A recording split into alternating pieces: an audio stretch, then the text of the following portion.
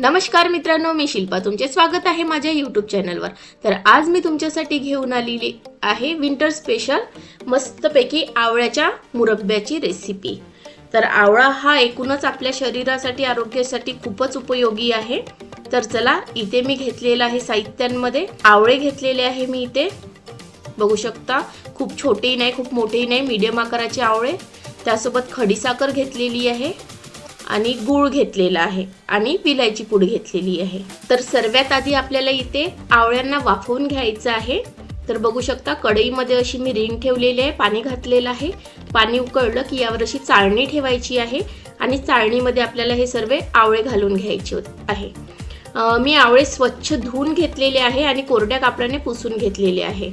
बघू शकता, ताट झाकून आपण खूप आपल्याला 5 ते 7 मिनिटं वाफ काढायची आहे. खूपच असे नरम नाही करून घ्यायचे आवळे आपल्याला, अगदी 5 ते 7 मिनिटच आपण वाफ काढून घेऊ.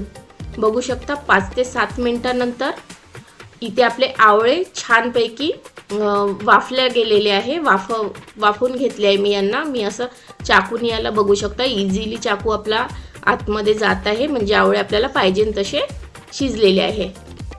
आता आपण यांना थंड करून घेतलेलं आहे. बघू शकता, आवळे थंड झाले की नंतर आपल्याला या फोकच्या साहाय्याने याला असे होल करून घ्यायचे आहे, असे याला टोचून घ्यायचं आहे. यासाठी की आपण जेव्हा यांना पाकामध्ये शिजवू तेव्हा आतपर्यंत यामध्ये पाक गेला पाहिजे, म्हणून आपल्याला सर्व आवळ्यांना या प्रकारे इथे छानपैकी असे टोचून घ्यायचे आहे फोकच्या साहाय्याने. बघू शकता, मी ते 1 किलो आवळे घेतलेले आहे. 1 किलो आवळ्यासाठी मी अर्धा किलो गूळ घेतलेला आहे आणि अर्धा किलो खडीसाखर घेतलेली आहे. योग्य प्रमाण जर आपण घेतलं तरच आपला आवळ्याचा मुरब्बा छान वर्षभर टिकू शकतो. त्यासाठी आपल्याला हे प्रमाण व्यवस्थित घेणं खूप गरजेचं आहे. म्हणजे 1 किलो आवळ्याला आपल्याला, तुम्हाला फक्त गूळ घ्यायचा असेल तर तुम्ही 1 किलो गूळ घेऊ शकता किंवा 1 किलो खडीसाखर घेऊ शकता किंवा 1 किलोच आपली साधी साखर सुद्धा चालेल. पण 1 किलो आवळे असेल तर कोणतीही गोड वस्तू आपल्याला त्यामध्ये 1 किलोच घालायची आहे. या प्रकारे सर्व आवळे मी इथे असे फोकच्या साहाय्याने टोचून घेतलेले आहे. तर आता आपण याला गॅसवर ठेवून घेतलेला आहे. मी गॅस अगदी कमी केलेली आहे, मंद गॅस करून घ्यायची आपल्याला. कढई गॅसवर ठेवली. आता यामध्ये मी घालून घेणार आहे गूळ. बघू शकता, अर्धा किलो असा मी गूळ छान चिरून घेतलेला आहे, म्हणजे तो वितळण्यासाठी सोपा जाईल आहे. बघू शकता, गूळ सर्व घालून घेतला आहे मी.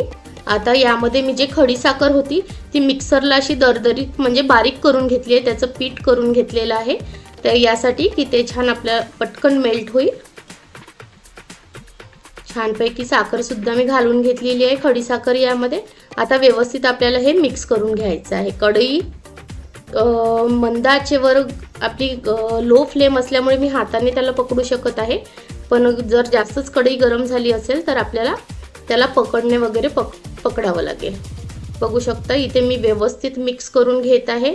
बघू शकता, आता कढई गरम आलेली आहे. जसं जसं हीट लागेल आहे आपल्या गुळाला आणि साखरेला, ते बघा पूर्ण मेल्ट होत आहे. हळूहळू हा गूळ आणि साखर यामध्ये छान मेल्ट होत आहे. याला आपल्याला आता असं चालवत राहायचं आहे, म्हणजे खाली वरती करत राहिलं की साखर आणि गूळ पटकन मेल्ट होईल. जसं जसे ते हीटच्या संपर्कामध्ये येईल तसं तसं ते वितळल्या जाईल. बघू शकता, आता घट्टच आहे. जसं जसं याला पुन्हा गरम होईल आहे तसं तसं हे वितळलं जाईल. आपल्याला कमी साचेवर हे छानपैकी याचा पाक करून घ्यायचा आहे आणि याच पाकामध्ये आपल्याला हे आवळे शिजवून घ्यायचे आहे. मुरब्बा करायला थोडा वेळ लागतो, साधारण आपल्याला 1 तासाच्या जवळपास इथे लागणार आहे. बघू शकता, मंद आचेवर आपल्याला हे शिजवून घ्यायचे आहे आवळे. ही कन्सिस्टन्सी यायसाठी इथे मला साधारण 15 मिनिटे लागलेली आहे. 15 मिनिटानंतर छानपैकी पूर्ण गूळ आणि खडीसाखर वितळलेली आहे आणि छानपैकी उकळल्या जात आहे, म्हणजे आवळे त्यामध्ये शिजत आहे. आणि आपण जे फोकनी त्याला होल केलेले होते त्यामध्ये सुद्धा आतपर्यंत आपला पाक मुरल्या जाईल आहे त्याच्यामध्ये, आवळ्यांमध्ये. आता जसे जसे हे आवळे शिजत येईल तसा तसा याचा हलका हलका रंग चेंज होत येईल. बघू शकता, आता या रंगावर आपले आवळे आहे.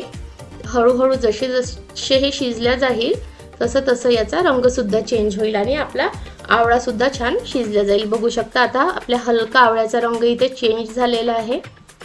गुळाने आणि खडीसाखरेने थोडा यावर फेस आलेला आहे. काही फरक नाही पडत त्याला. जसा आपला पाक थंड होईल, आवळे सर्व शिजल्यावर हा फेससुद्धा कमी होईल.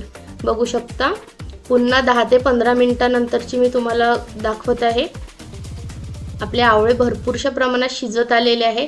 आता मी यामध्ये विलायची पूड घालून घेणार आहे. मी 1 चम्मच विलायची पूड घेतलेली होती, तर मी अर्धा चम्मचपेक्षा जास्त यामध्ये घातलेली आहे आणि थोडी ठेवलेली आहे. ही आता मी यासाठी इथे विलायची पूड घातलेली आहे, कारण की जसे जसे हे आवळे पाकामध्ये शिजेल त्या पाकामध्ये जो विलायचीचा फ्लेवर आहे तो पण आपल्या आवळ्यामध्ये जाईल आणि खायला खूप छान वाटेल. बघू शकता आता आपले आवळे बऱ्याचपैकी शिजत आलेले आहे. मी तुम्हाला दाखवलेला आहे एक आवळा. पुन्हा आपल्याला इथे 10 मिनिटं याला लो फ्लेमवर शिजवून घ्यायचं आहे. 10 मिनिटानंतर आपले आवळ्याचा मुरब्बा इथे बनून तयार होईल आहे. बघू शकता छानपैकी उकळी आलेली आहे.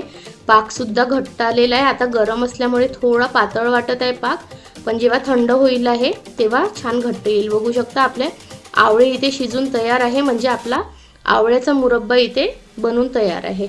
आता मी ही उरलेली जी अर्ध्या चम्मचपेक्षाही कमी विलायची पूड आहे ती सुद्धा घालून घेणार आहे आणि व्यवस्थित इथे मिक्स करून घेणार आहे. बघू शकता पाकाला सुद्धा किती सुंदर कलर आलेला आहे, म्हणजे या रंगावर आलं की समजायचं आपला पाक पण शिजलेला आहे, व्यवस्थित घट्ट आलेला आहे पाक आणि आवळे सुद्धा त्यामध्ये व्यवस्थित शिजल्या गेलेले आहे.